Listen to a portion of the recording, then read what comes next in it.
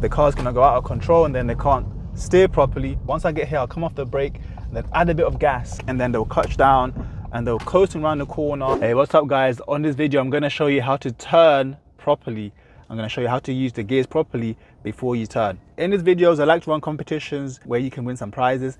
In the last video, this is the person who won. If you want to win on this video, tell me how many times I say the word turn in the comments below, and if you're correct, I'll select one person from the list to be a winner and I'll message you, so therefore you can win your prize. So make sure you guys are checking out the next video to see if you are a winner. Otherwise, for now, let's get into the video. So right now I'm in second gear and I'm going to take the next road on the left. So I'll start braking from now. So check my center mirror, left mirror from around here. I'll signal around 3 houses away and I'm still braking gently. Now I'm thinking if I should take this turn in second or not, and I think I can. So therefore I can take my mirror and then off the brake now as I'm turning. Now with this turn on the right here, people have asked me why did I go into first on this turn, and I'm going to show you. So I'm going to try to do it in second because it's quite a sharp turn. You can see the car's shaking a lot right now, it's vibrating, and then by the time I get here, yeah, it's going to stall because this turn is very slow for second gear. It's going to be a lot easier if I go into first. Let me show you what I mean. So this time, instead of leaving it in second, I'm going to brake gently from around here, and I can see it's a very sharp turn as well. So I'll go into first, and then bring my clutch up in first, but I'll still braking gently, and then now I can turn on my side slowly. You can't do this speed in second gear in this car anyway. It's going to struggle a lot and eventually it's going to stall. So to make it easier, go into first before you turn, bring the clutch up, and then make the turn in first gear with the clutch up. If you're coming out of a side road like this into another road, you don't want to leave this in second gear. So right now I can't see anything on the left and the right, and what you see a lot of learners do here is they'll leave it in second and then they'll try to do it in second, and it's going to stall because you're forced either to come out really fast or slow down a lot in second gear, and eventually it's going to be too slow for second. So to avoid that, in this kind of closed junction, you want to make sure you're stopping, or you at least go into first gear so you can approach it really slowly so you can check properly. Let me show you what I mean. Because it's a closed junction, I'm going to slow down from here. I'll go into first because I want to see properly. I can't see because of this hedge here.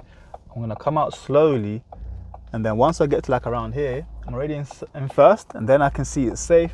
I can come out smoothly and safely and under control in first gear. That would not have worked in second gear. Even on this kind of road here, you see I can't really see properly on the right. I can see the left clearly, but the right I couldn't see properly. That's why it's easier to use first gear, and then now I can come out. So in most roads, when you're coming out of a side road into another road, you're gonna have to use first gear. Let me know in the comments below, what gear do you use most when you're coming out of those kind of side roads? Because I see a lot of people commenting saying something else. So what do you guys say? Would you come out of that kind of junction in first or second most of the time? When you're turning into this kind of road, so mirror, signal right, I can see there's no one here, there's nothing coming down the road, it's really wide, so I can leave it in second. Once I get here, I'll come off the brake and then add a bit of gas while I'm going to the turn. A little bit of gas, not too much. The mistake that you see some people making is they'll add way too much gas when they're turning, and let me show you what happens when you do that, okay?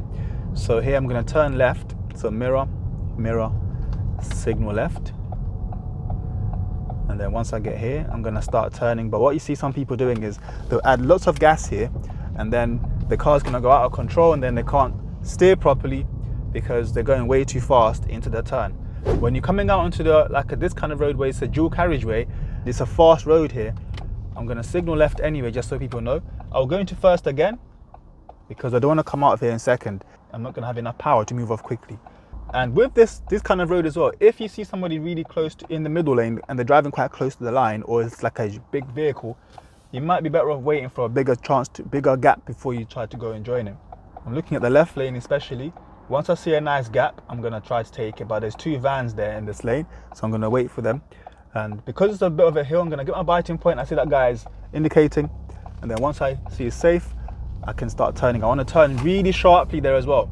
The mistake that you see some people doing is they turn way too wide and they end up encroaching into the other lane. That's how I got into a crash. Somebody came out way too wide and crashed into my car because they didn't turn properly. So you want to make sure you're turning the steering wheel loads so that you can make the turn properly. So this time I'm going to make sure I do it properly. And I was saying before, you want to slow down nice and early. Don't wait until you get near the giveaway line to start braking. Brake nice and early and then as you approach here, get into first gear, and I can see it's nice and clear. So once I start going now, I'm going to do a sharp turn, and I'm going to keep it a bit slow while I do that. And then once I'm straight, then I add lots of gas and go into second, lots of gas again, and then into third. Okay, so turn sharply at a slow speed. Now coming off a high-speed road like this, you want to make sure you signal nice and early. And the mistake that people make here is they'll leave it too late to slow down. So right now I'm going really fast, and then right now they try to brake, and then they'll clutch down and they'll coasting around the corner in third. And when you come off the clutch now, the car's going to be struggling because this is not the right speed for third gear. It's shaking now. When you're approaching a turn like that, you want to slow down early. So you've let people know that you're turning, and then you want to start slowing down really early. That way you're going to make it way more controlled and a lot safer. Let me show you what I mean. So this time I'm going to brake early so people know that I'm going to be turning. So I'm going to start braking early, signal left as well, and brake loads from around here. So my speed is down now, nice and gradually as well. And then I'll get into second before the turn, bring the clutch up, and then now still on the brake, and then now I can ease off the brake a bit more and go back on the gas. Check my mirrors. Yeah. So you notice that this time I've signaled, and then once I've signaled, I started bringing my speed down, and I brought it down gradually, but enough way before the turn. And then I've gone into second, and then changed the gears before the turn, and then brought the clutch up before the turn. So here, turning right, so mirror, mirror, signal right. And the mistake some people make here is they'll go way too far on this side. You see, and I'm over the line now, and this is not ideal because now I'm on the wrong side of the road. And if someone was coming in now, I could end up being in their way.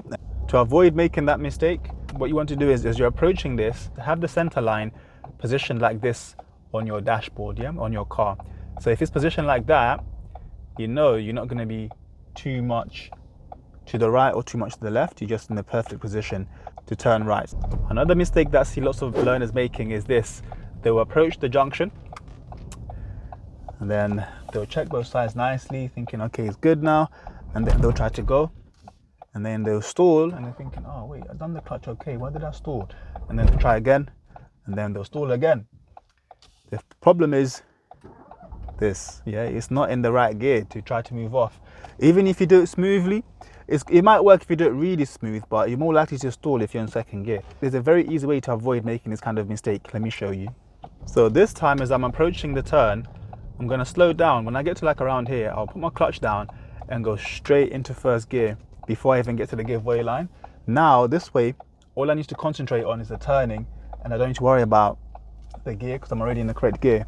And the more you do this, the more your body will get used to you just going into first gear without you even thinking about it. And eventually, you're not going to forget to go into first before you try to move on again. Now, when it comes to actually turning the steering wheel, there's no right or wrong way of doing it.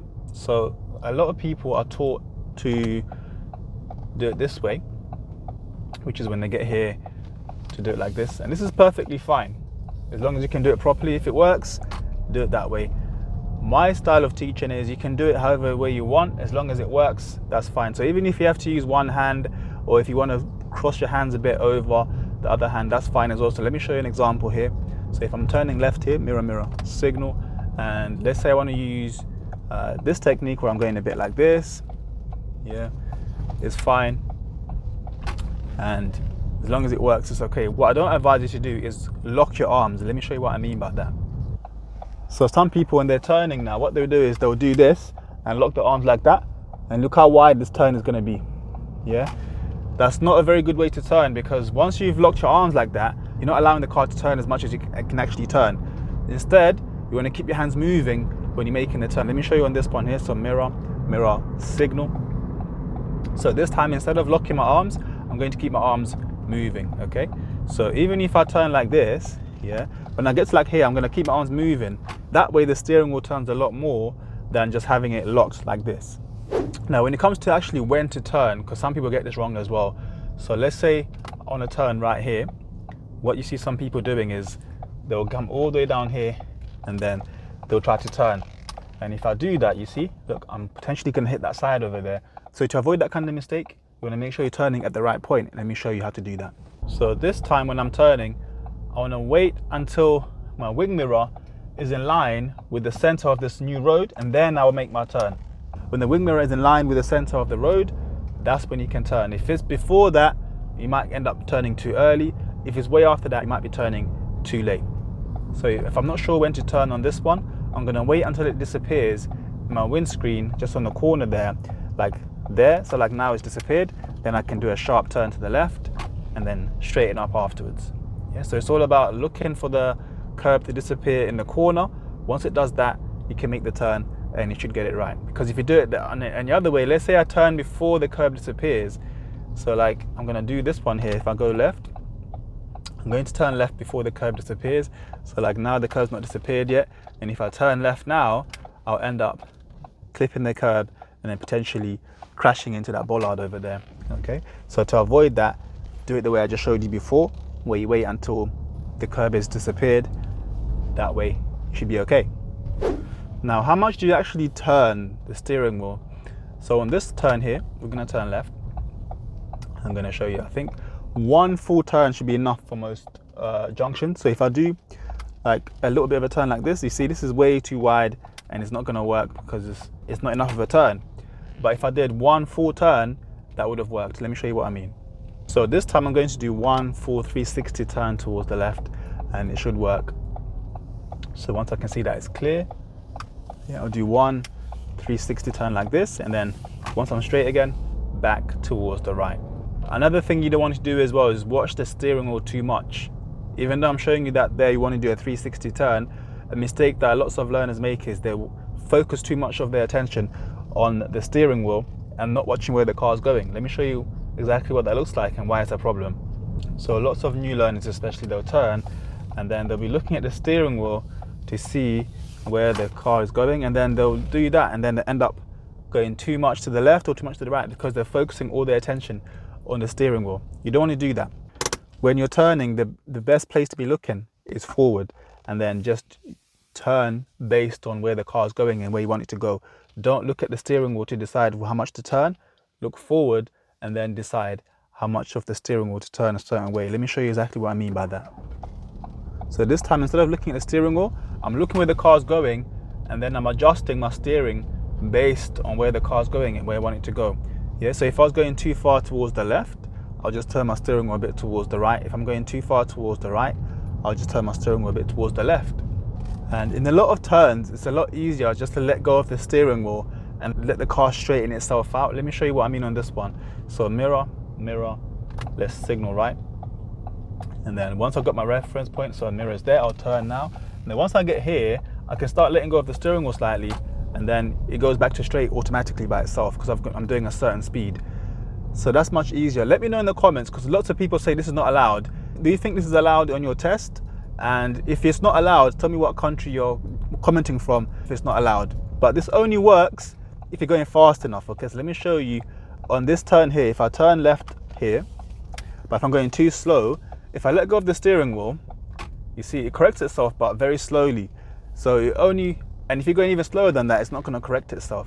And if it's not working by itself, then you need to get involved and correct it and make it straight again. So if like I'm turning into this road here, and then I start straightening up, but it's not doing it by itself, then I can use my hands to help it out so that it can be nice and straight quickly. So I hope you found that video useful. If you did, make sure you subscribe. We've nearly reached our target of 100,000 subscribers, so please help us reach that target by subscribing. Otherwise, thanks for watching. I'll see you in the next video. Bye.